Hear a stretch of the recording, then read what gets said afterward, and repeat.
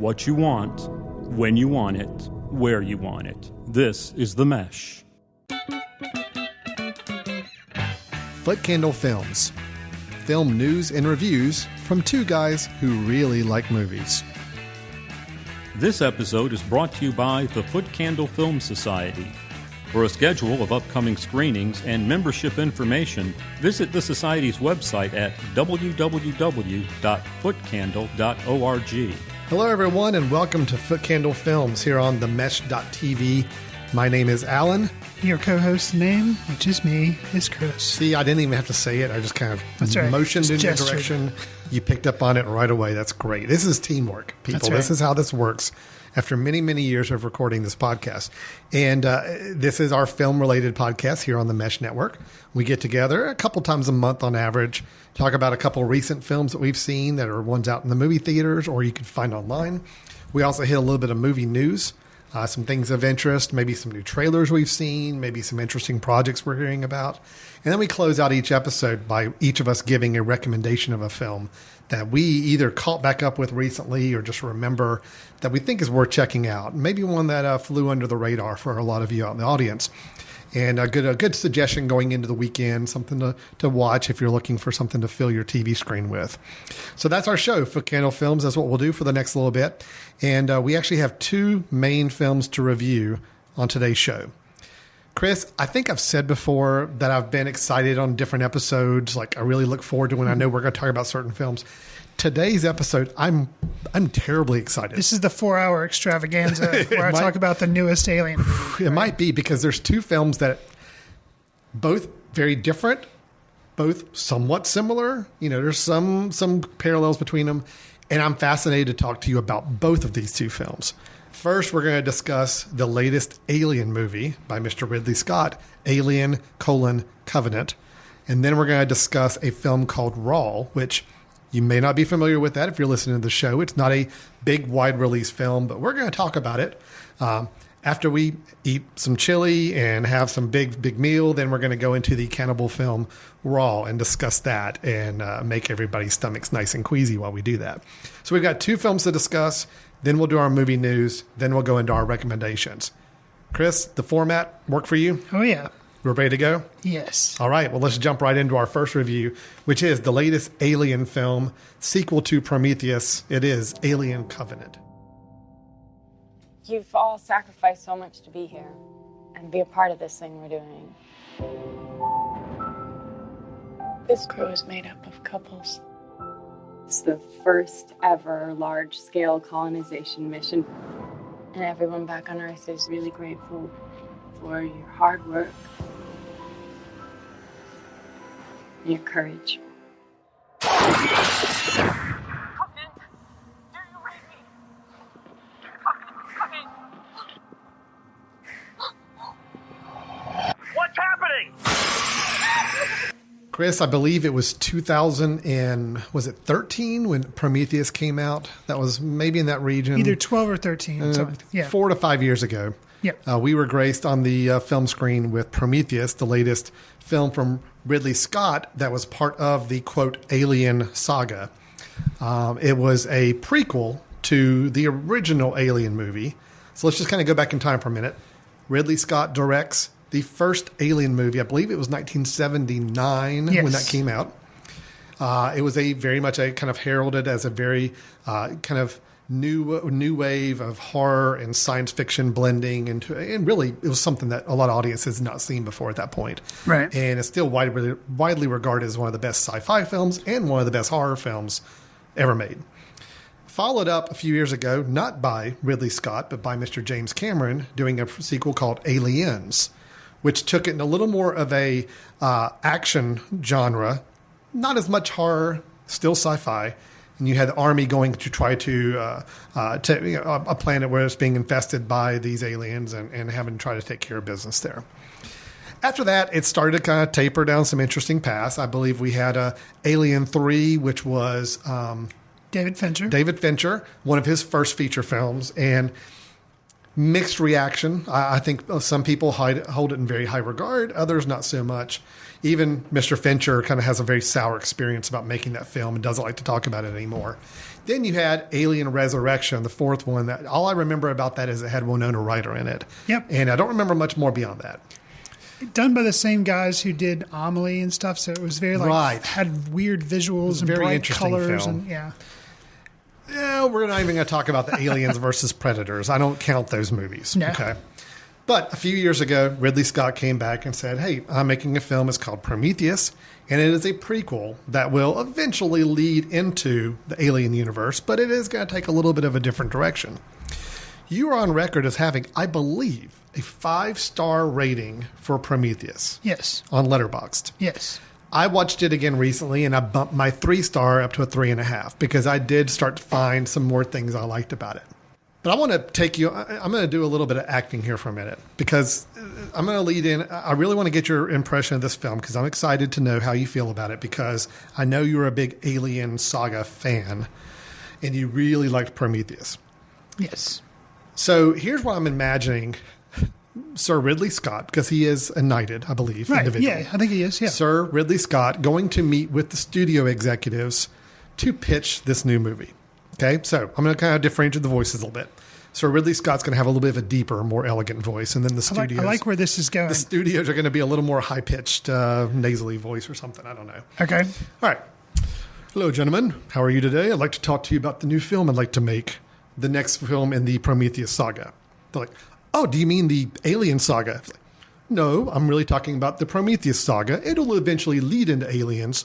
But right now, I really want to focus on the story I started in Prometheus. They're like, okay, well, tell us a little bit more about this. He's like, well, we're going to follow what happened in Prometheus, which was, we left Dr. Shaw and we left David, and they were going off to explore to try to find the planet where the engineers were from that they felt like were the people that maybe created humankind, and they wanted some answers solved.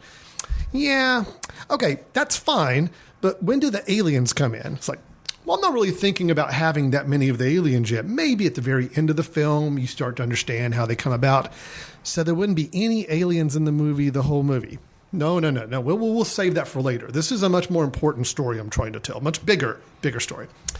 Yeah. I tell you what, you can do that as long as you can put some aliens in the movie a lot sooner and quicker. It's like, okay, well, maybe there's a way I could weave some version of aliens in the movie a little earlier. Yeah, and we need to have the big alien actually round in the last part of the movie. Kind of like the first movie that you did. It needs to be like that. Hallways and, darkened hallways and all that. Okay, I hadn't really put that in my script, but I can see what I can do with that. And he's like, and I'd like to call the movie Covenant because that would be the name of the ship. Okay, great. So Alien Covenant, that'll be the name of the movie, right? No, I wasn't really planning on putting the word alien in the title either. It was just going to be Covenant. Again, we'll get to the aliens later. That sounds great. Alien Covenant, and we're going to have aliens in the beginning. We're going to have alien in the end. It's going to be awesome. We're so excited to be working with you on this film, Mr. Scott. Okay, fine, whatever. Just, where's my paycheck? That's how I'm imagining that story to be. Now, Chris. And... Mic drop? That's a mic drop. Hope that wasn't too loud, podcast listeners. So, how on target am I with your reaction to this film? I really have nothing to say. Did I summarize it for you just right? Yes, and I can elaborate so that I know you're all dying to hear my voice. But yeah, that's exactly how I feel. But you're obviously wanting what Mr. Scott had to pitch. Believe it or not, I am not a Hollywood insider. I was not there during the pitch meeting, but I like Ridley Scott's work. I've mentioned on past episodes how I've been reviewing his body of work this year. I've fallen a little bit behind, but I've gone back and reviewed lots of his different films, Matchstick Men, and, comedies that I'd never heard of and stuff like that. He's a really good director. Prometheus is one of my favorite films of his. So we've talked before about expectations, and the only thing in my mind that I can come up with was it was kind of an opposite George Lucas thing where he went to the studios and said, like you're saying, that whole setup, this is the movie I want to make. They let him do it with Prometheus, but a lot of people didn't like it. They didn't make as much money as they wanted to. So with this, they're like, oh, we'll let you do a sequel, but we're going to dictate a lot of stuff. Yes. that's the only reason in my mind, and I'm justifying, but that's why this movie is not good. I didn't like it. Okay. And I didn't like it because, to me, it just dropped the ball on all that was good. With one exception, it dropped the ball with all that was good about Prometheus. And Prometheus, a lot of people went into Prometheus wanting an alien movie. Yeah. And I was one of those people because, like you said, I like the original franchise. But when it went off the path and was something completely different with all this like weird mythology and engineers and who created man and all this kind of stuff, and you had a little bit of the android theme, which was in some of the original movies, or actually it was in all the original movies. But I don't know, it was just kind of like a new spin. This to me felt nothing like, okay, we'll just give the people what we want. We'll just, throw the alien in there, and slowly, one by one, we'll do the horror trope where, for some reason, somebody goes out on their own, and that's the next person the alien kills. Everybody goes out on their own. And then guess what happens? The next person the alien kills, and it's just so disappointing because there was so much more that this franchise had to offer. I mean, so many with Prometheus. Yeah, there was a cast of characters, and maybe you didn't become invested in all of them, but at least you kind of knew a little bit about them. You kind of got to know them. With this movie, there's so many people you never even really hear their names, and then they start dropping off one by one. It's like the Star Trek red shirts. It's just so disappointing. And this movie had that in it because Ridley Scott let his son, which I forget his name, ends in Scott, but he let him direct the Last Supper thing, which I talked about on the previous episode, where it was basically like a 10-minute scene maybe that was kind of setting up this movie. And you see all the characters that are on board Covenant before they go into hypersleep. And you meet the different characters, you understand the relationships, and that got me so excited for Covenant because I'd seen the Covenant trailer and I was like, oh man, it looks like they're just making it a horror movie again. Not a science fiction movie, or it just happens to be with aliens. But other than that, it's a horror movie. But that Last Supper thing made me think, no, I think it's going to be okay because they are caring about character development. They are doing something with this. Yeah. And nope.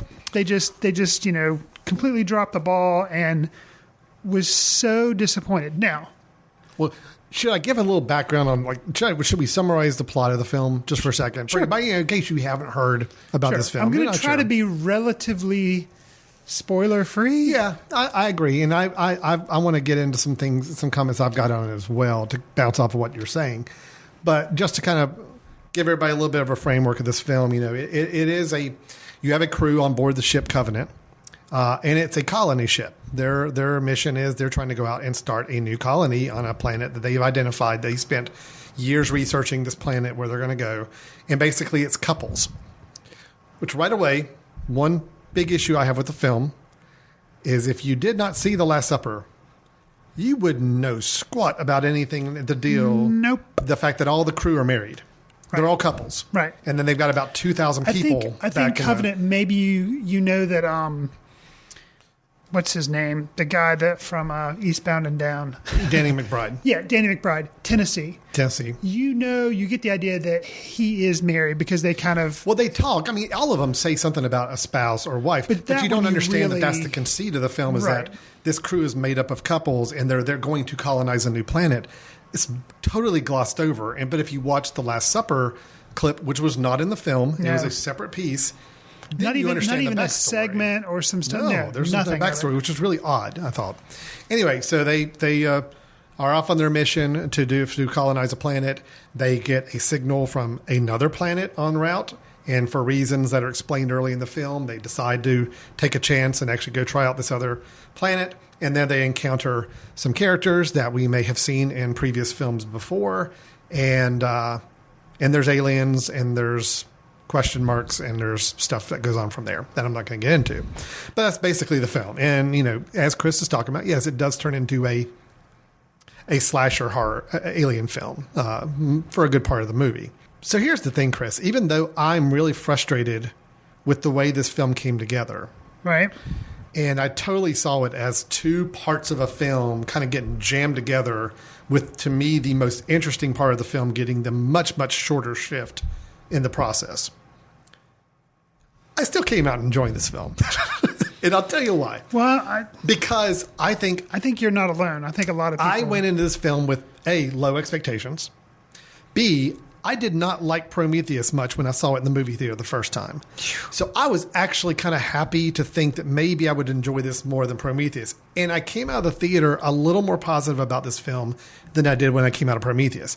However, Prometheus grew on me after a second viewing when I had time to really put my expectations aside and watch it for the movie it was. My thing is, I'm sure if I went back and watched some of the original Alien movies and after seeing Prometheus again, and I were to watch this movie again, it would drop in quality for me. I can go ahead and tell you that.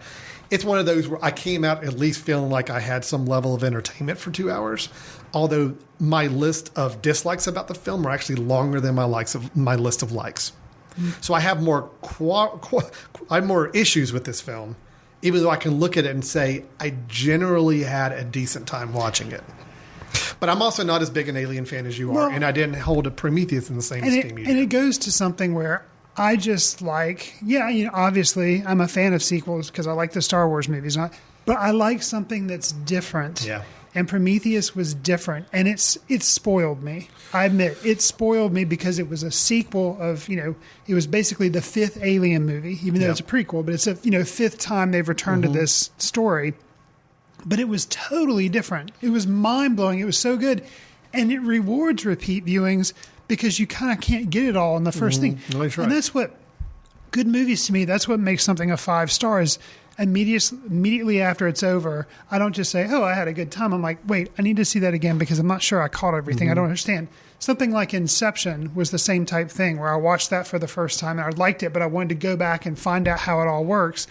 And Inception did have holes. Maybe some things don't really make sense. Some things in Prometheus don't really make sense. But the fact that I was so entertained that it didn't bother me, that's what was worthwhile. And Alien Covenant, I can't say, not only was it was too much like a typical hacker, slasher movie, horror movie, but the other thing was I wasn't entertained because it was so predictable and I was so bored. I was so bored. Well, and that's the thing, like when the credits rolled, I was like, well, yeah, basically after we get down on the planet and they encounter David, then from that point on, I was like, okay, game over. I was kind of wondering how they were going to, but then once they meet David, and then from that point forward, which is like 20 minutes in, the rest of it is just, I'm not sure how they're going to hit certain notes, but I know they're going to hit those notes. I will say this. So I saw the film as kind of in 3 parts.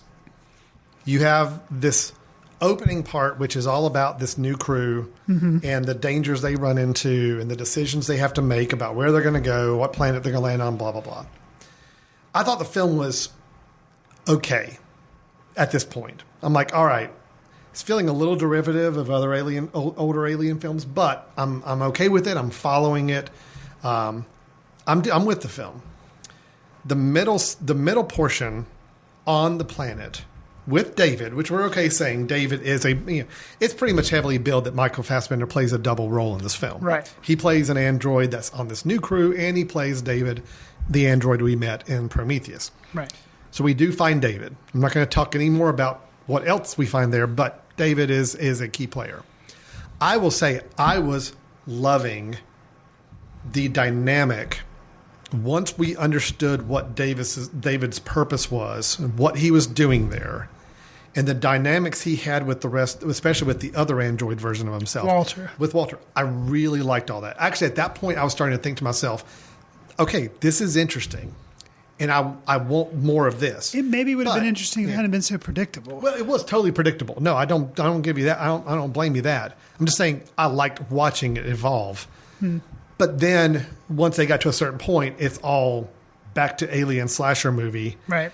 And they tried to end on a surprise twist, which was telegraphed every which way you could imagine with giant beacons and flashlights and everything. And you would have been crazy to not pick up on what they were trying to switch on you at the end. And I agree that the non-twist that is telegraphed was very frustrating. That kind of made me just kind of go, ugh, in the theater. However, I've seen this movie only once, but it's been a couple of weeks since I've seen it. And I've seen comments online, and kind of blow back about the non-twist, and somebody saying, no, that was Ridley's point, is he wanted you to know.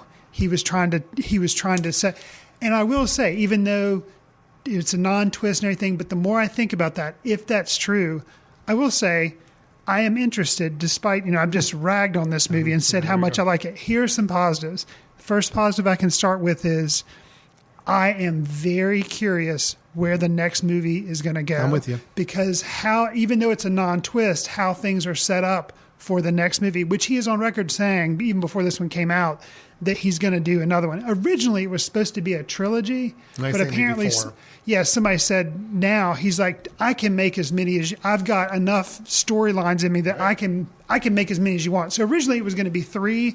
You've said you've heard 4, and I think he's like, dude, I'll make as many as they want to give me money for. But I am really curious to see where it goes because of how it ended, and I think it could go in some very interesting directions, possibly back to some Prometheus territory, which... Not seeing as how this movie is not burning the box office up right now, I think it may be a hard sell for him to go do the films he wants to do the way he wants to do them. The way he wants to do them, true. I agree. The twist, quote, twist, was so predictable. However, I'm with you. I like where it ends the film. Yeah. And actually, I will say probably... some people are saying this is kind of a return to a horror alien. No, this was not a scary movie at all. There's nothing scary about it, I didn't think. The scariest moment in this film was probably the last scene when someone's going into the sleep mode and they're having a dialogue with somebody else outside. That, to me, was the most frightening moment of the film. That's like, okay, the past 20 minutes may have bored me to tears with this slasher film, but at least this last 10 minutes is pretty interesting. The final scene and everything, I'll give it. And the way the movie opens, there's David is talking with Mr. Wayland and everything. That's the thing about Ridley Scott. I'm disappointed that I feel like, who knows, he did have to sell out to get this movie made after Prometheus maybe wasn't as successful as they wanted it to be. There were certain things that were kind of copping out in the storyline and in the plot. But overall, the bookends to this movie, the opening, the closing, and some stuff with David in the middle. I like the stuff in the middle, but go ahead. Was worthwhile, but it was just really disappointing that it could have been much better. Well, that's what I admire about Ridley Scott is he knows how to build a movie. I totally could have seen how this movie would have been made without the xenomorphs being involved in the first half of the film. Yeah. Totally. As you said in your pitch. This movie totally works as an interesting story if you have this crew landing on this planet. They encounter David. They find out what David's been up to. Some dangers exist on the planet, which is fine, and there's a story to be told there. I can see where the whole creation of the xenomorph could be a late in the film development that leads you into the next film a little bit more pronounced. But you could totally tell that they just pushed this stuff early just to do it. Let's have chest bursting. Let's have aliens. Let's have stuff up there as quickly as possible. Right. Because that's what we think will sell tickets. So that's what it was disappointing. This film was disappointing to me, but I still enjoyed it on the surface. And I was able to walk out of the theater, and probably because of that last 10 minutes, and say, yeah, okay, I'm kind of anxious to see the next film. After Prometheus, I was not anxious to see the next film. Man. That was me. I was not anxious. Right. This has built some interest back in me, but I will admit that probably on a second viewing, this film will not hold up very well at all. And I can see how Prometheus is a better film than this is, overall total package film. I will say a couple other things I did like. Michael Fassbender. Yeah, I'll agree. Fassbender was great. Both performances as David and Walter. And it's not to say, don't get me wrong, Catherine Waterston, who plays kind of the pseudo Ripley role in this, I think she's a great actress. I liked her in Fantastic Beasts and Where to Find Them. I just didn't think she had a lot to do here. No. And I think there are other people, Billy Crudup, I like him as well. I think there are other people that it wasn't their fault. They just weren't given anything to do. Michael Fassbender was given a lot to do. And he did it. He did a fabulous job. Both roles. So, I love the fact that without getting into twist at the end, but it's interesting how he can play two different parts that technically look exactly the same. I think their haircut was the only thing that was really different. But yet you could still watch them for a few minutes and kind of figure out which one's which just by facial twitches and motions and how they look at you. That was great. So I love the scenes anything that he was in scene wise, both the robots he played. I thought Danny McBride for his dramatic picture was actually pretty good. Yeah, I did too. I mean, he didn't have a huge role, but he played the character Tennessee like you would expect that character to be. And I thought he had a couple really emotional scenes where he's trying to find out the status of his wife, and I thought he pulled it off really well. So I was really kind of happy to see that. So, and if I had to, so we've said Fassbender, we've said the end of the film. If I had to give my third nice thing, because I have to say at least 3 nice things, I guess. I thought the look of the film was great. No, it did look good. It's the exception of the aliens were CGI the entire time. There was no practical effects at all. And I just thought it took me out of it too many times. CGI just gave it a very artificial look sometimes. And that's what was so great about the first Alien film, is that it was somebody in a mask. It was somebody in a bodysuit. I mean, it just felt real.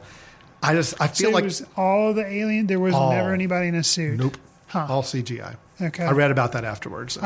Because I thought it just seemed too CGI all the time. And yep, sure. I mean, I could tell some of it was, but I didn't know all of it was. But I agree. Other than the CGI of the alien being overused, I did think it was a good looking film. I'll give you that as well. Yeah, it's all the positives I had. I mean, it was Fassbender. I like the Prometheus parts of the film, believe it or not. I like the middle section with the 2 androids. I like... which I consider the good parts of this film to be the Prometheus parts. And you're right, they are. Which I never would have thought I would have said that going into this movie, but you're right. Well, the best parts were the ones that linked directly to Prometheus. So Alien fans, you're listening to this, you've probably already seen the movie. If you haven't, I would recommend maybe going to see or seeking out the Last Supper clip before seeing this movie. However, here's a strong warning. Because I trust Ridley Scott and because I figured there's no way they can spoil this movie for me, I watched The Last Supper and it didn't spoil anything. Got me excited and it was fine. It didn't spoil anything about the movie. Maybe it got me too hyped up, but still, I'm glad I saw it before. There's another clip that basically follows David a little bit and kind of acts as a little bit more glue as far as what happened after Prometheus and before this movie gets started. Do not seek that out. Yeah. I don't know what it's called, but it's something to do with David. Don't seek that out because it actually ruined a little bit for me.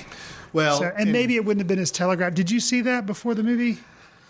I don't think I did. Oh, so okay. I think I remember seeing that it was online, but I don't think I watched it. Okay, because I'd be interested if you watched it now. You've been like, oh yeah, if I'd have known that going in, then I had a safe assumption of what I thought was happening between Prometheus and this movie, and the movie did confirm that. But I don't think my assumption was based on anything other than the characters and what I knew about them. But at least it wasn't spelled out to you because you'd seen something. No, I was still honestly when they landed on the planet and they met David and David was taking them to their home. I still didn't know where we were going. Right. I mean, I still didn't know what to expect when we got there. Right. And I love the concept of the Apocalypse Now. Who is it that Marlon Brando played? Captain Kurtz. The little shades of that. I think that's what probably really got me excited. Is I love this idea of what a character has evolved to and what the actions he's taken while we weren't around and what he's doing now with his time. I was fascinated by that. I really was. Unfortunately, they surrounded it with too many dumb colonists walking off on their own and what was going to happen to them. It was telegraphed so quickly. Right. But outside of that, the core conceit of what was going on that planet I thought was fascinating.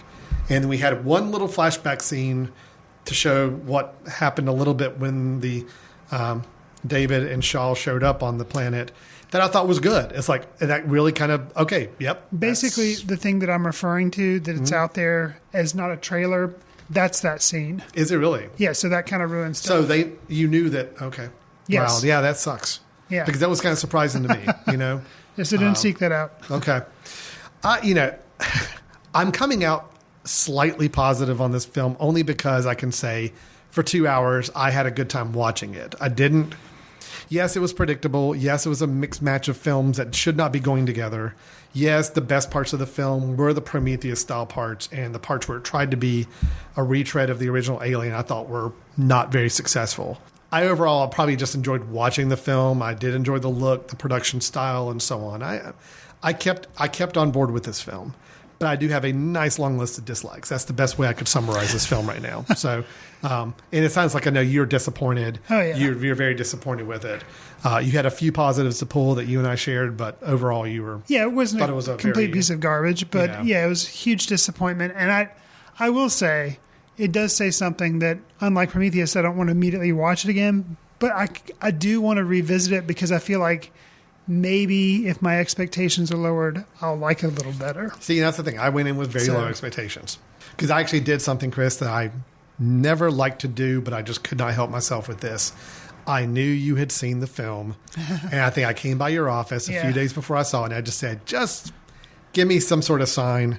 And your sign was not positive. So I'm like, okay, expectations have now been dropped considerably. That probably helped. Probably. If I had not talked to you, I might have come out with a little bit more negative view of it than I did on my own. True. So that is Alien Covenant. It is still playing, not making tons of money. So again, the question of what Mr. Scott's going to do with future Alien films may be a little bit in question. But Alien Covenant, I'm saying, hey, if you like sci-fi and you like past Alien films, I think it's worth checking out. But if you were a huge fan of Prometheus and you thought that was like the best movie ever, this is definitely going to be a letdown for you. Fair enough? Fair enough. Okay, good deal. Let's move on to our second film. After I finish eating my yummy chicken dinner with gravy and a lot of sides, after I finish eating, then we will talk about the cannibal movie, Raw.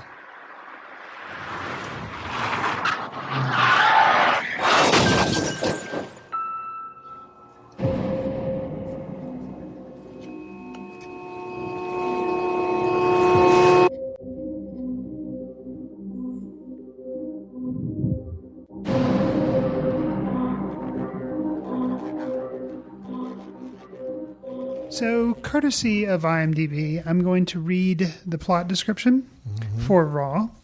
When a young vegetarian undergoes a carnivorous hazing ritual at vet school, an unbidden taste for meat begins to grow in her. Okay? Sounds simple enough.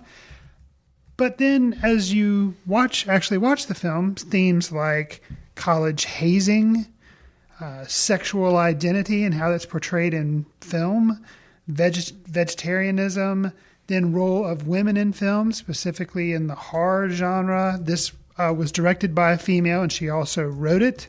So, women in film. So, with all that being said, Alan, did this give you enough to chew on, or sorry, I couldn't resist the pun, or did you just find this nothing more than a gross out movie about cannibals? There definitely was more to it than just a gross out with cannibals. I think I like this film. Okay.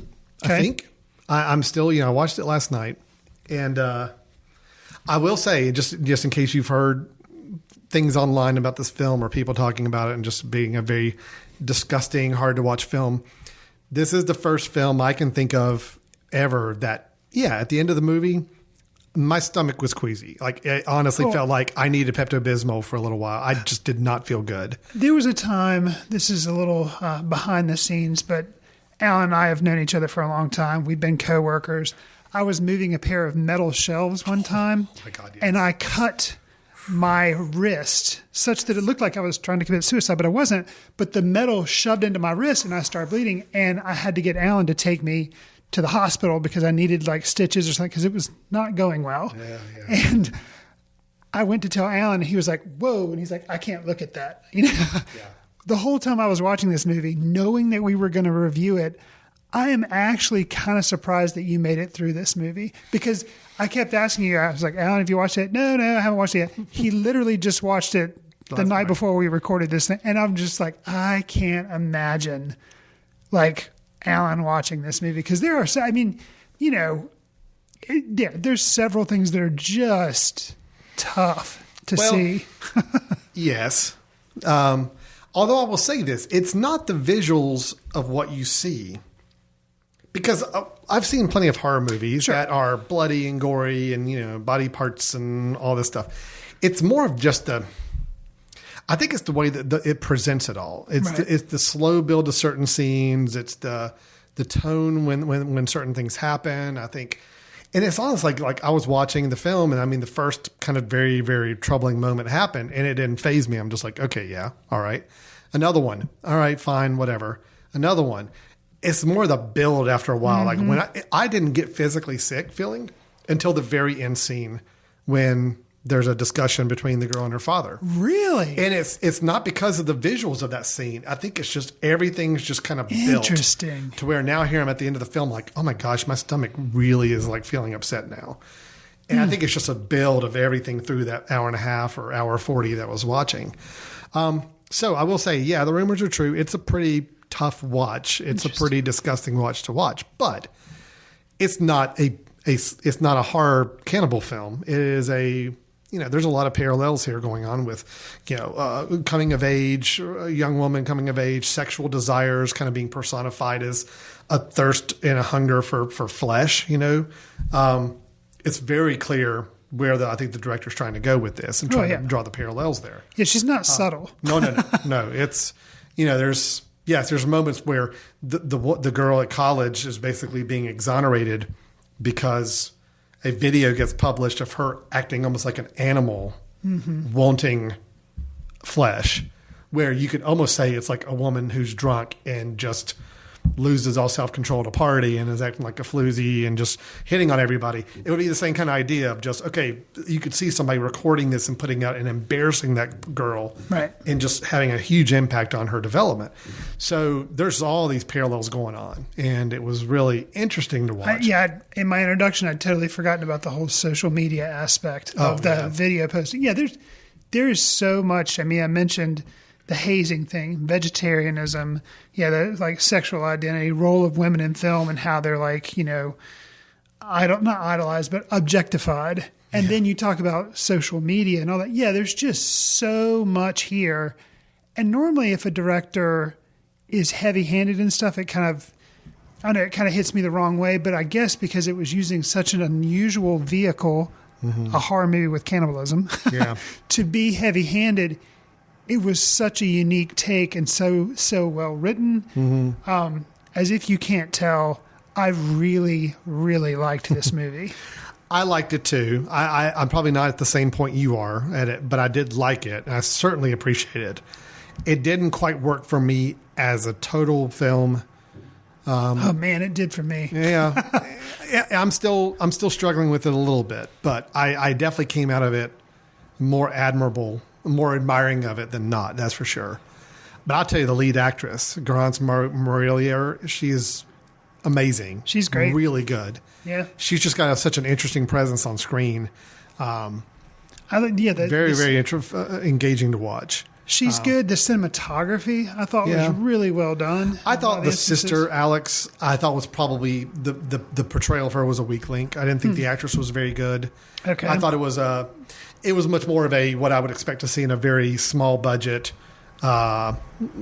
independent film. Not, the actress just not being very strong. Okay. And I think that hurt a little bit of the film for me because later in the film, Alex became a pretty major character in where the story was going. So I needed her to be really, really strong, and I just didn't feel it all the time. But the sister, the main actress, absolutely was wonderful and so good. And I will say the ending I really liked. Okay. It was just I didn't expect it. It was very well done the way it was done, the reveal. They could have ended this film in a much more just kind of much more of an independent film mode of just kind of leaving you out there and not really giving anything that brings some things together. But what they did at the end of this film is kind of put a little bit of a package around it and framed the whole film now in a different way if you go back and watch it. And that's where they cut and left you with that. And that was awesome. Well, they didn't leave any opening. They kind of put a bow on it. They gave you complete closure, which sometimes for, more adventurous films, I don't like that when they answer all the questions and when they don't leave anything open. But yeah, they still didn't answer all of the questions. No. There's still things you're wondering about, but the way they it does cause you great. if you've seen the ending and you go back and watch it again, you probably watch it in a whole different lens with what you know now from what you learned at the end of the film.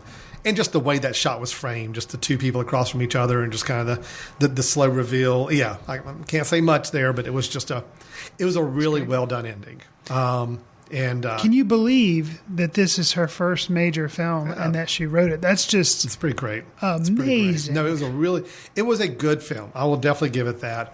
I'm still having trouble digesting all of the film. See what you did there. There we go. But yes, maybe if I weren't watching the film quite so much with blurred eyes and hands over my eyes at certain points, maybe I would. Now that I know what to expect, I can go back and watch it. I can't again imagine. You and I both watched this at home, video on demand. I can't imagine how intense this would have been to see in the theater. Yeah, see, that's the thing is that I heard reports like when it played at Cannes, like a couple people left and passed out and all. And I could see that. I was fine watching it on my laptop. The music in this movie, like the soundtrack and everything, is very good. I think the sound would have made a huge impact just to hear it in a big theater. And yeah. I'll say this. And this is a general statement. I could have introduced the film with this, but I couldn't resist making that pun about chew on. But thinking about this film and how much I liked it, I look back over the past couple of years.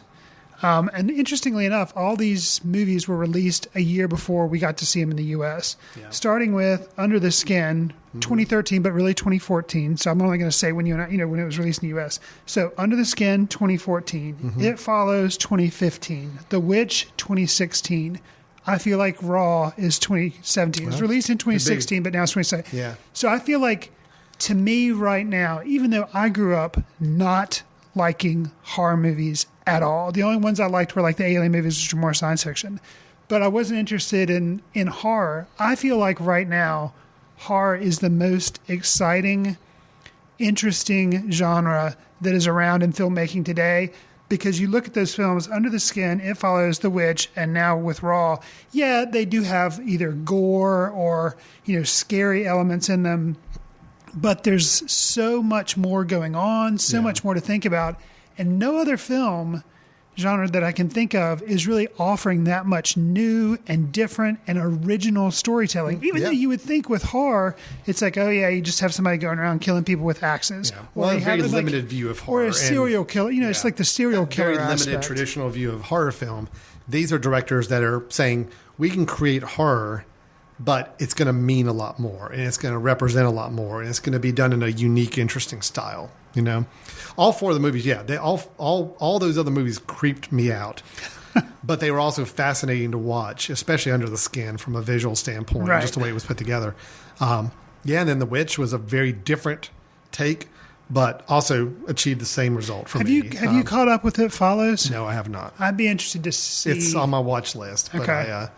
So I'm with you. I think it's a great time for non-traditional horror films right now. And I can't wait to see. I think the guy who directed The Witch, I think he's doing another kind of period type thing. I forget what it is. Yeah. It's a remake of something, isn't it? Oh, you know what it is? It's like Nosferatu or like the Dracula thing. No, it's like the original vampire story. So I'm excited to see that. I can't wait to see what, let me see if I can totally mispronounce the director's name. Julia, that's easy enough. And then Ducournau. However you say that. It's not a French pronunciation. But anyways, I can't wait to see what the director of this movie goes on to do. Because this was so, I thought, well written, and it was, well directed, so accomplished for a first film. I am really looking forward to seeing where she goes. I'll say a couple of things I thought were, and it all relates to the filmmaking style. Taking moments that I feel like we've seen in other films, even some of the more cannibalistic elements of the film, we've seen these things in other horror movies. I mean, this kind of subject matter is not foreign to any other film that's been made. But somehow the way she made or worked these scenes, the visuals she chose, the angles, the timing, the pacing, the music around it, just made some of these things that we've seen in other movies much, much more disturbing and concerning to watch than I think it would have been under lesser hands, as a director. Sure. There's a scene where the main character is having a nightmare, I guess, under a sheet, like in bed, completely covered in sheets. Oh, I think she's actually being hazed at that point. It's possible. I don't know. Oh, now, I went back okay. and read there's a online synopsis, like wiki synopsis I read Okay. afterwards, and they're saying it was a nightmare. Really? I think it could have been hazing. I don't know. Regardless, it's just the way it was shot from underneath the covers there. And it was just so claustrophobic and just, it was really cool. So that was probably my favorite scene of the film, just watching from that standpoint. Yeah, it's just some really good things. On a negative, I don't ever want my kids to go to vet school. Yeah, my wife is a vet, and I've been really interested to see what she would think of this film. She would never get 5 minutes into it. No, but I just, even in the first 20 minutes, watching how the hazing is going on and this particular vet school, and just I'm like, oh my gosh, this is like. I mean, I went to a 4-year college, and I knew about hazing and other things going on. This was insane. And the thing is, though, I don't know if there was that degree of hazing to where my wife went, but there was some stuff. Yeah. Just this is the best anti-hazing movie I think I've ever. I mean, it was so.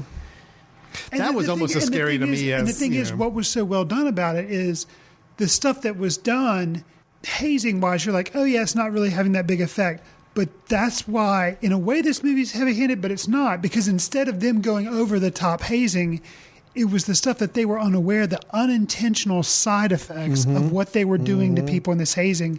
And that's what ends up causing a lot of problems for this girl. Yeah. And yeah, it's just so well done. And it makes me scared for like my kids to go off to college, or my daughter to. That's what I said. I'm like, don't want her to go into vet school for sure. Go to vet school, not for this.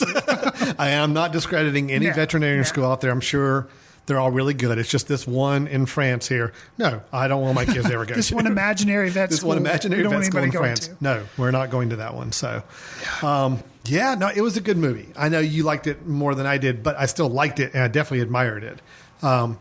It was just a tough watch for me. You know, you hit it on the head. I'm a little queasy with this stuff.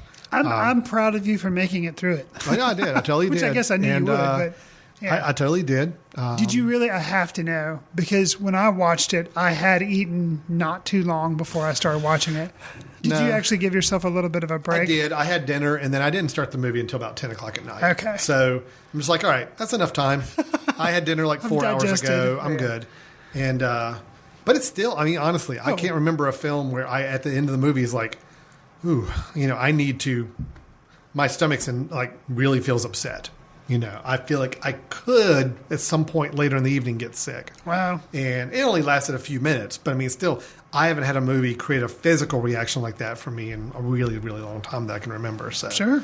It's a good film. It's just, man, it is a tough one. It's a very, very tough film.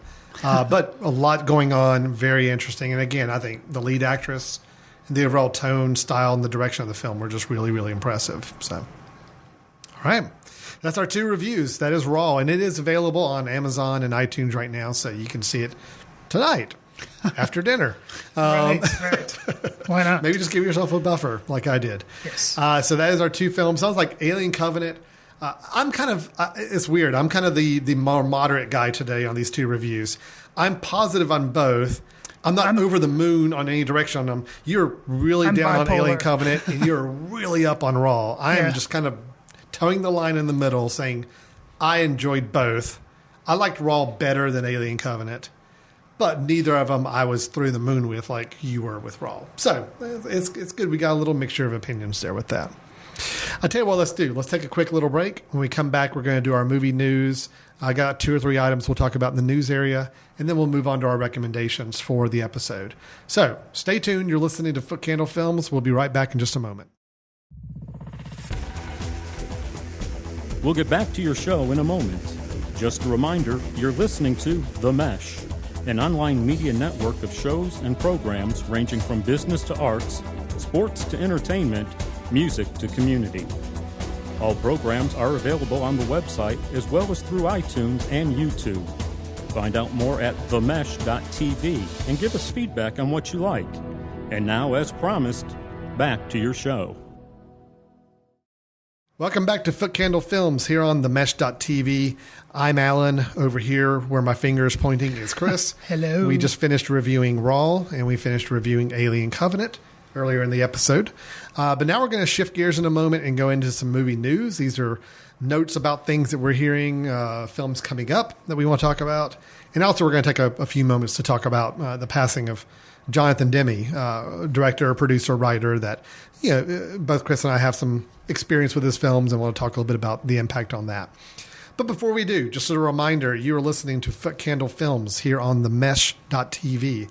This is a podcast, and what that means is if you're listening to it for the first time or just listening to it on the website, the idea is that if you like a show, it's kind of like a DVR for the internet. It is, you can subscribe to a show or a podcast and make sure that every time we put out a new episode, you are getting that download automatically to your device of choice. So in other words, when you open up your phone and you're ready to listen to something on your morning jog, if we've published a new episode and you subscribe to our show, you've got that episode sitting in your phone ready to go, ready for your listening pleasure. So we do encourage you, whether you just listen to individual shows or you actually go onto iTunes or Stitcher Radio, or there's some other podcast apps that allow you to subscribe to podcasts. We do recommend, hey, if you enjoy this and you don't mind listening to us talk for an hour or so a couple times a month, subscribe to the show. You'll get all the new episodes coming forward. But also on themesh.tv, you'll find several other shows that we publish on a regular basis. They're hosted by other people, not Chris and myself. But we get into some sports. We get into some other entertainment avenues. We talk about education. We talk about business. A lot of different topics being covered on the Mesh. So we do encourage you to go and listen to other shows on the Mesh.tv network. That website is themesh.tv. Okay, Chris, so you've got two news items, I believe, to share with us. I do. I have no idea where you're going with those, so I look forward to hearing what you're going to bring up for us to talk about. So both of my news items are going to be trailer related, which is odd because you've heard me say in the past, I try to avoid trailers, try not to watch them because they can spoil things about movies. Well, for whatever reason, maybe just bad judgment, I went ahead and watched these trailers, and at least for this first one, boy, am I glad I did. Mm-hmm. Steven Soderbergh. Oh, he quit movies, right? Well, this August quote, he's got quit, unquote. This August he has a new one coming out called Logan Lucky. Alan, have you seen the trailer? I saw it last night. Man, it made my week because I think it's just come out recently. I watched that trailer and I actually immediately watched it again. Yeah, it was funny. It was so good. Well, it's very Coen Brothers like. I mean, that's the view I saw of it. I see it a very Coen Brothers vibe. My only reservation is I hope it's not just trying to ape that style. But it being Soderbergh, I think there's going to be something unique to it. The plot is two brothers attempt to pull off a heist during a NASCAR race in North Carolina. So we've already mentioned the writer-director. Actually, excuse me, not the writer, just the director, Steven Soderbergh. Rebecca Blunt actually was the writer. But the cast includes Daniel Craig, Adam Driver, Channing Tatum, Catherine Waterston. Mm-hmm. So just got this great cast. It's a good director. The trailer looks funny. However, this is where I put the big worry. I'm glad I saw the trailer. The only sad thing is it may be getting me overhyped because I've recently seen a film that was supposed to come out in 2015, then it didn't. Then it came out in 2016, and then you knew why it had been delayed for so long. No connection. I know which one you're going to talk about. Well, no connection, but there is a connection. Okay. Known quantity director. Known quantity director. One film. Napoleon Dynamite. Napoleon Dynamite. Yeah, that's the one film that director did. Jared Hess. He made Masterminds. Who did Masterminds have? Well, it had Owen Wilson. It had Kristen Wiig. It had Zach Galifianakis. It had Leslie Jones. I mean, I could keep going. Has all these people in it. Great cast. The trailer to Masterminds made me laugh, which they showed in theaters back in 2015, and then it never came out. And they started showing it in 2016, and then it barely came out for a week and then went straight to video. Just recently caught up with it, so I can talk bad about it. And man, you can tell. You can tell it just didn't work. And so with this movie, I trust Steven Soderbergh more than I trust Jared Hess. Good. However, I am concerned that even though this trailer made my week and it made me really happy, I'm worried it won't be as good as what I think. Jared Hess still had one good film, and other films have been very hit or miss, or more miss. Steven Soderbergh makes good films. Even the films that don't work as well are still good films. The cast for this film, yes, okay, you had the comedy, the key comedy people in Mastermind. You had Kristen Wiig, you had Owen Wilson, you had Zach Galifianakis. But you've seen all three of them in really bad movies before. So it's like they're not the ones that you can say, oh, well, if they're in this movie, the movie must be really good. I've seen some horrible Zach Galifianakis movies. I've seen some horrible Kristen Wiig movies. So the whole mixture of, you can pick out the funniest parts for a 2-minute trailer and show that and get people excited, but doesn't mean the film's going to be good. Steven Soderbergh, I trust him as a director. I'm not the biggest Soderbergh fan, but I can't really think of a movie that was just horrible that he did. Mm-hmm. And Adam Driver, I haven't seen Adam Driver in a really bad movie yet. Have you? I haven't either. Okay. Even Channing Tatum. I hope this isn't one. Channing Tatum. I mean, I know he started out in some like dance movies and all that, but he's actually turned into an actor who's making some interesting choices. Yeah. You know, Daniel Craig. Okay, we have to talk about Daniel Craig in this trailer. Amazing. Incarcerated. That right there made for him to be saying it like that with a thick Southern accent and everything. That made the trailer. I was like, "Whoa, that's amazing!" If I blurred my eyes and you didn't tell me he was in this film, I never would have imagined that was Daniel Craig. So I'm excited about the film. I saw it last night, the trailer, and the fact that this takes place in Charlotte at the Coca-Cola 600. I'm like, okay, that's pretty fun too. Yeah, that's an hour away from where we are. Been to the racetrack actually. Yeah. So anyway, that's going to be. I think it's going to be fun. I understand where your concerns are, but I think your concerns are not to be worried about. Well, and here's the thing too, which I don't think Soderbergh would do. Masterminds was based on a true story. Yes. And it seemed like they just took that story and then just tried to make up as many improvised jokes or throw as much on the screen and just see what works. And basically almost none of it worked. Yeah. So this isn't based on a true story, but I'm hoping they do something behind the premise other than just tell a bunch of jokes. You know, I'm hoping it's better constructed. It did have a very strong Coen Brothers presence to me. But again, I like that. That's good as long as it's done well and not trying to ape a style for anything. Right. Cool. No, I'm with you on that one. Totally excited about that. Okay. What else we got? So my next trailer, which there again, I'd heard they were doing this movie and I was curious. And because this is based on an Agatha Christie novel that I've never read, but I figured, okay, they're probably not going to ruin the ending of the movie, which is basically all that's important. I'll go ahead and watch the trailer. Murder on the Orient Express, directed by Kenneth Branagh. He stars in it as well. Kenneth Branagh, yeah. And the cast here again, we've got kind of a murderer's row. Penelope Cruz, Judi Dench, William Dafoe, Johnny Depp, Josh Gad, Daisy Ridley. I mean, you know. You said murderer's row. Did you kind of implied that, right? Okay, good. Yes. Yeah. So it's just a who's who. Lots of talent here. And watch the trailer. It was kind of interesting how they kind of set up, because to me, this seems like something. But it came out way before this. It was like that movie that we reviewed. I can't remember. It was all on a train. Snowpiercer. And it's like a locked location, and it's all on a train. So Snowpiercer was kind of a sci-fi thing. This, Agatha Christie wrote it. The whole setting was, it's on a train. Somebody gets murdered. It has to be somebody on the train. What are you going to do? But Kenneth Branagh, basically, the trailer is basically a dolly shot down the middle, like having different people. And I'm like, okay, I can see. Interesting. Yeah. I can see how this might work. It's interesting, and I'm just excited because I haven't had like a good mystery that's not violent and bloody. And it's interesting because it'll make no money, but it could be fun to go see. I'm with you on that. I love the old, but mystery, Agatha Christie, Alfred Hitchcock mysteries, like truly whodunit type of things. I agree with you. We're definitely it's all about figuring it out and putting clues together. And luckily, I don't remember ever reading the book, so I could not tell you who did it. I can't tell you who did it. Right. And so I'm excited because the other thing too is, I hope, which I don't see why I wouldn't, because I think it would be okay.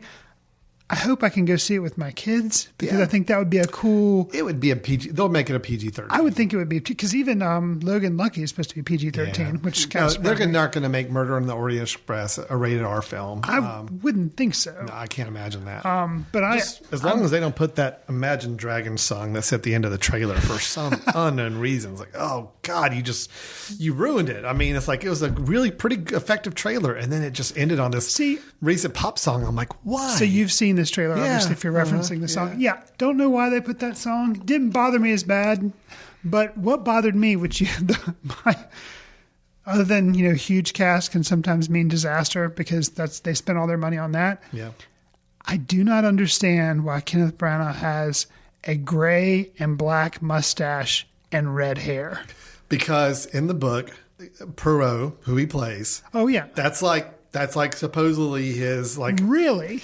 I even read a quote about it, and Kenneth Branagh said that in the books he uses his mustache almost like a shield, almost like a disguise, almost like it's a very intentional for him to have a very large mustache. No, so that's he wanted to be very fine. faithful to it. But the fact that his hair on top of his head, because it's Kenneth Branagh, it's not like it's gray and then he has a gray and black. No, it's like in the freeze frame of the trailer on YouTube or whatever. It's like, whoa, that's so fake. Like it looks. I think there may be something. I think there may be more to it in the story. Well, I hope so. But it was really distracting. I was like, oh, this looks cool, but why is that so fake looking? Because he spent so much money on the cast, they didn't have any money for makeup. I'll tell you one thing I read about the film, which I thought was really interesting, just from a side note. And you can kind of note it in the trailer a little bit. When they're in the train and you've got things going by in the windows, normally that's either something you do in post or you've got a set and you've got, things whipping by on the side. Right. They actually had LCD screens, like high resolution LCD screens inside each of the train windows. So they were actually running true footage, like going by, that the actors were in there and actually saw this footage whizzing by. So a lot of the actors said it actually kind of made them kind of feel nauseous, in between takes, because here they are, they're not moving, but yet they've got the stuff whipping by them in the windows. So I can imagine it's a pretty weird feeling to sit in a train and have 4K HD screens running by you, making it look like you're outside. And so I looked in the trailer and, you can't tell, but I could see how that would be really kind of odd to work with. So, Right. Anyway, Interesting. That was cool. Well, I'm looking forward to it. Hopefully it's good. I hope so too. I like if they can go with a more classic style movie and not try to make everything so modern and like you said, try to contemporize everything. This is very much set in a period piece, very much seems to be keeping with the style of the book, which is cool. So, well, that's your two news items. Yes. Before we move on to recommendations, we did just want to kind of make a few comments. Jonathan Demme was a very well-renowned director, also writer and producer, made a lot of great films we'll talk about in a moment. Anyway, we have directors that pass away all the time. It's just like any other field. You're going to have people kind of hitting their prime and then getting older in age. Something about Jonathan Demme, though, is a little more impactful, I think, probably because, he wasn't that old to begin with. I think he was only like maybe in the high 60s or 70. But he made some really impactful films. Sure. And in several genres, it was the thing too. It wasn't just he was known for this one kind of film. He made some really monumental to our society films in several different places. I am a huge, huge fan of The Silence of the Lambs, 1991. That's one of my top 20 films. Okay. I love it. I think it's one of the best horror films as we talk about the idea of what a horror film is. I think this film may have actually kind of started people thinking about horror in a different way. Because you think about this 70s and 80s, it was all slasher movies and just let's come up with the most extravagant deaths we can. Sure. This movie made psychology scary. And, granted, he didn't write the book. I understand that. But he definitely found a way to adapt it and make it extremely effective. He followed that one up with Philadelphia, which also got him. He won Best Picture for Silence of the Lambs. I think they swept. Anthony Hopkins won. Jodie Foster won. Followed up with Philadelphia, which I also really, really love. Tom Hanks got, I think, his first Oscar for Philadelphia, if I remember correctly, there too. And he didn't do a lot after that. He did a lot of films, but none of them really made a big impact. But then you go earlier in his career and you have films like Something Wild, and you've got, what is the one I'm thinking of here? Married to the Mob, and you have Swing Shift even, like I think one of his very, very first films. You take some of these older ones and you look back and you say, you know what? The guy had a really impactful film career. And I have even talked about the music videos and music documentaries he's done, which I think are actually some of his more interesting work. Stop Making Sense is probably his most famous, the Talking Heads documentary and concert film he did. But he even made one just recently with Justin Timberlake and the Tennessee Kids that was showing on Netflix for a while. Yeah, which I actually saw. It was good. I mean, I'm not a big Justin Timberlake fan, but it was a well-made concert film that was kind of fun to watch. If I was in a band, I would want him doing the concert Exactly. Yeah. So I just think, Chris, I mean, what's your Silence of the Lambs and Stop Making Sense? That's like the two, in Philadelphia. Those three really affected me. Sure. Rachel Getting Married is the one I will bring up from later in his career that I do think is a great movie that was a very different type of movie for him to make. What about for you? Any really impactful ones? Yeah, probably Philadelphia and Rachel Getting Married for me are, more of my favorites. I like Silence of the Lambs, but it's not one of my favorite movies, but I can, it's really well made. Music for me, interestingly enough, I've seen, I think, bits and pieces of Stop Making Sense, but the one that I really like is Storefront Hitchcock. And that's just because I really like Robin Hitchcock. And the whole premise behind that is that Robin Hitchcock is giving a performance I think it's in New York, would make sense if it was, but he's giving a performance, a concert, in like a coffee shop or something, but he's standing in the window. So there are passerbys that walk by outside. You see cars go, you see people stop and stand there and like watch or whatever. And it just keeps rolling. And it's such a cool idea. And Robin Hitchcock is such a storyteller and an artist in his own right.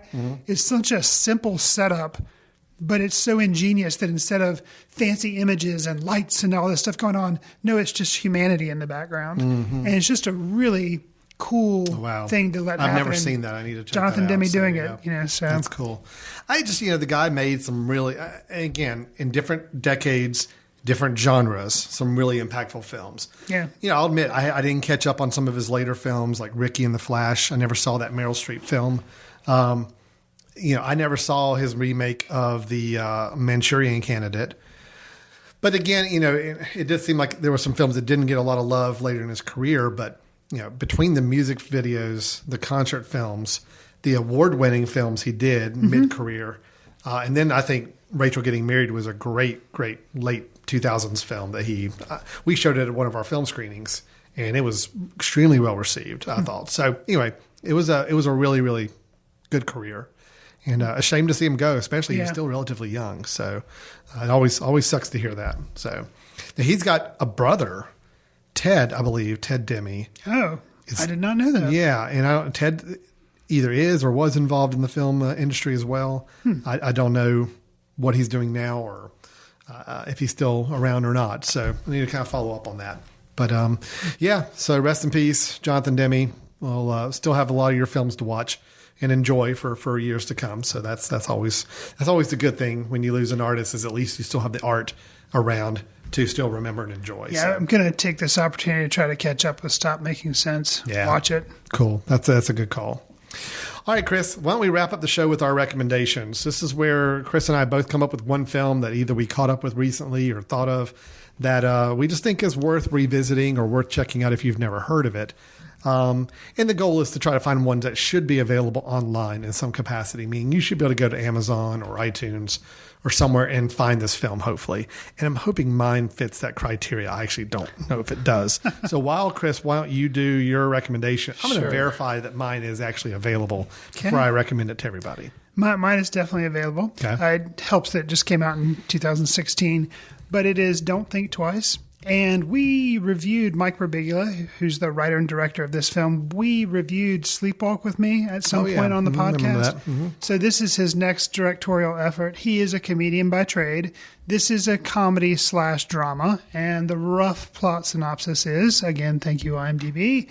When a member of a popular New York City improv troupe gets a huge break, the rest of the group, all best friends, start to realize that not everyone is going to make it after all. So the person who makes it in the group is Keegan-Michael Key, who a lot of people are familiar with from the Key and Peele thing that he did. So it's not Jordan Peele who did Get Out, but this is the other dude, Keegan-Michael Key. And he's really good in this. And the other comedians that are in the little troupe, they're also really good. None of who I'm really that familiar with, but all very talented people. And instead of Saturday Night Live, it's called Weekend Live, the show. So it's very kind of inside You know baseball. where they're going, Oh, right? totally. Yeah. And it just is really, it's about the creative process. It's about fame. It's about what happens when somebody makes it and somebody doesn't, and how do they react to How that? affects their friendship and all, I guess. Yeah, So, it's just, man, it's so good. And some of the, it's all about Mike Birbiglia. Like I said, he was a comedian. I think he does do improv. So they want, I'm sure this film was probably pretty well scripted. I mean, but there are moments of improv where they're supposed to be doing improv up on stage. If any of that was improv, which it probably wasn't, it comes off that way. Yeah. And there are some moments when, it's all about trying to save the other person when something may come to a stop, and how you kind of keep the idea going. And there's some pretty genius lines that come out, that just the reaction on the other character's face is not this jump for joy, but just kind of this whew, or kind of, I can't. And there's some points, Birbiglia, this one guy comes up with a line, and the look on his face is kind of like, wow, I can't believe you just came up with that. It's kind of this wow, that was like really a little organic. admiration to one another. And so and, it just seems so real. I liked this movie when I was watching it, and there were one or two points where there were some real life elements that were coming into it, and I thought it was going to kind of turn into kind of a Hallmark movie or kind of too Hollywood-esque, but it doesn't. And just to kind of give you a little bit of understanding what I'm talking about, I won't ruin one of them, but the other one I'll kind of mention. But it's a major storyline, so it's not like I'm ruining anything too much. But one of the comedians has a father who is sick, and you think they're only going to use that to kind of bring some drama, which it is a little bit of drama. It's a drama/comedy, but you think they're only using that to weight down the storyline, to add some sincerity and some real life nature to it. And it does do that. But some of the things and how they treat it at some points, you're like, oh, wow, no, this is using it for a lot more than just that. It's not too cheesy. And I was afraid it was going to get to Hallmark Hall of Fame movie. So I liked it. I can't recommend it enough. Don't think twice. It's available on Netflix, Amazon Prime. It's out there. Easy to find. It's been on my watch list for a while. I haven't had a chance to see it. So I like Sleepwalk with Me okay. I didn't think it was great, but I've heard some really good things about this film, and now your recommendation has certainly helped. Yeah, I think Sleepwalk with Me was good. I think you may have liked it a little less than me, but I think this is even better. I think he's building as a director and as a writer for movies anyway. Well, I think probably having an ensemble of really fun, interesting characters probably helps, because I like Mike Birbiglia as a comedian. I like his stand-up work. It's just Sleepwalk with Me was a little pedestrian, I thought, for me, or a little expected in that style. So mine, okay, I apologize. It's not available online yet. It will be soon, I promise. Maybe even the time you listen to this episode, go online, it may be online. But I don't have another backup, so I'm going to go with this one. My job now, Chris, is when this film does come out available for rent online, I have to notify our podcast listeners through our next whenever that episode is, to let them know. But, so I'm sorry. You can't go watch this right now if you're downloading Alan it. Has seen it. I've seen it. Okay. What is it? And I mainly bring it up because it's extremely connected to Raw that we talked about earlier. This is the Transfiguration. Yes. So let me give you the explanation here. When troubled teen Milo, who has a fascination with vampire lore, meets the equally alienated Sophie, the two form a bond that begins to blur Milo's fantasy into reality. So Milo is played by a young man, Eric Ruffin. Really good. Okay. This kid's going places, I'm telling you right now. And you find out he lives in a very low-income housing situation in a big city. And no parents, because I think his mother died. And you find out later on what happened there. But he lives with his older brother, and the two of them kind of, obviously, it's a tough environment to grow up in. Sure. But he is fascinated with vampires. Like every book in his bookshelf is about vampires. He's got every vampire movie on VHS tape that he watches. He keeps a notebook about where he feels like he is evolving into vampire status. It's the film is interesting to watch a kid who is just so focused and obsessed with a certain thing that he's actually trying to make himself be that thing. Interesting. And then he meets Sophie, played by Chloe Levin, who moves into the building, has also a very equally troubling home environment. The two bond, but as the synopsis said, it does start to kind of blur into what's really happening to Milo. Is Milo really transforming like he thinks he is, or is it all in his head? What's going to happen between the two of them? It's a really good movie. It's a very small, low-budget film. Okay. The director is Michael O'Shea. I saw this film at River Run Film Festival. It will be distributed on iTunes and other places very, very soon. Again, I'll notify everybody when it is.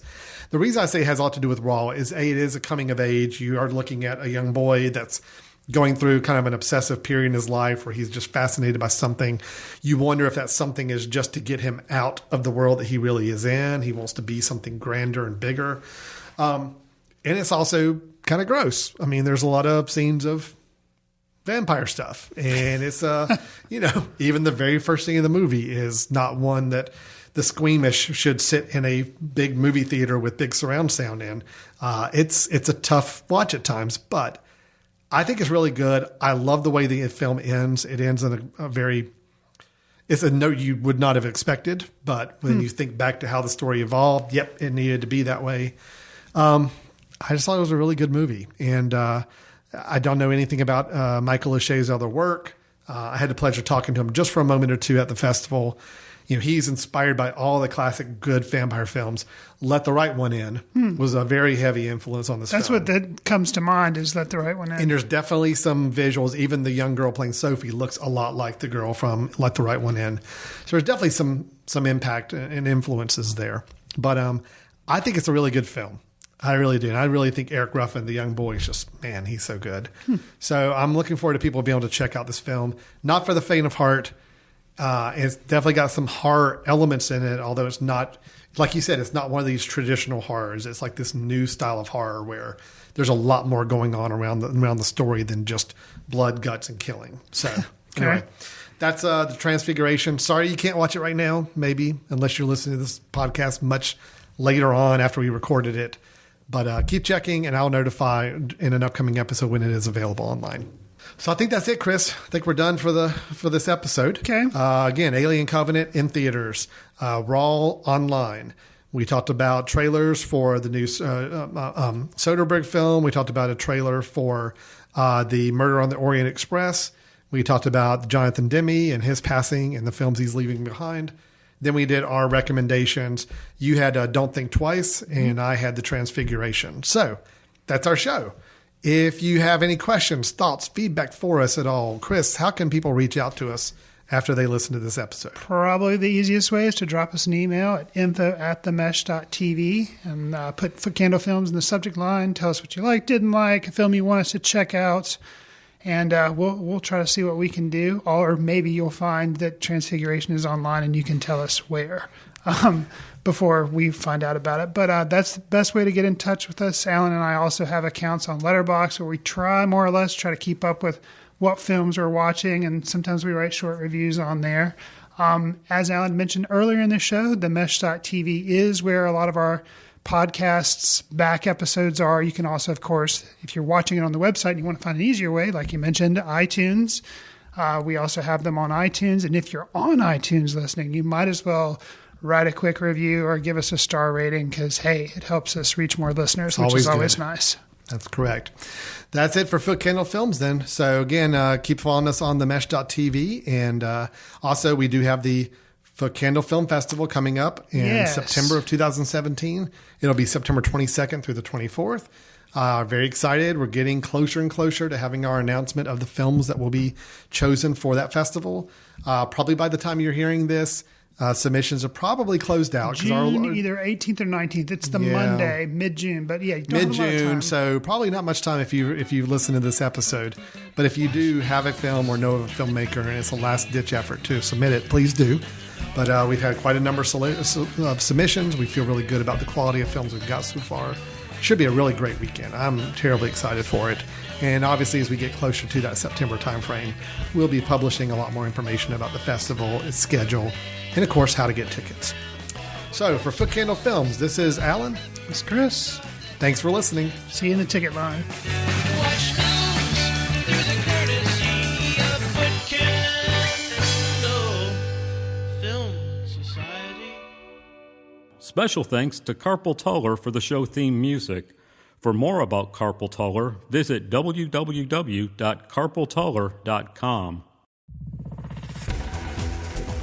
You've been listening to The Mesh, an online media network of shows and programs ranging from business to arts, sports to entertainment, music to community. All programs are available on the website as well as through iTunes and YouTube.